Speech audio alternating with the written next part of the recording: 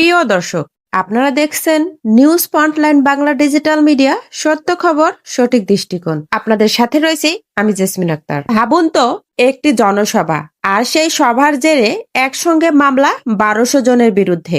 মালদেহে এখন এই প্রশ্নই ঘুরছে, এটা কি আইনের প্রয়োগ নাকি রাজনৈতিক চাপ? মালদহ জেলা পুলিশ সিপিএম এর রাজ্য সম্পাদক মোহাম্মদ সেলিম, নেত্রী মীনাক্ষী মুখোপাধ্যায় এবং শতরূপ ঘোষ সহ প্রায় ১২০০ জনের বিরুদ্ধে মামলা করেছে। অভিযোগ, গত ২৪ জানুয়ারি ইংরেজ বাজারের রথবাড়ি মোড়ে বিনা অনুমতিতে রাজ্য সড়ক অবরোধ করে জনসভা করা হয়েছিল। পুলিশের দাবি, অভিযুক্তদের মধ্যে ৩৪ জন রাজ্য ও জেলা স্তরের নেতা। তবে সিপিএম এর পাল্টা অভিযোগ, প্রশাসন ইচ্ছাকৃতভাবে সভার অনুমতি দেয়নি, বাধ্য হয়েই রাজ্য সড়কে সভা করতে হয়েছে। সিপিএম বলছে বিরোধী কণ্ঠ রুখতেই এই মামলা। অন্যদিকে তৃণমূলের দাবি, আইন মেনেই পুলিশ পদক্ষেপ নিয়েছে।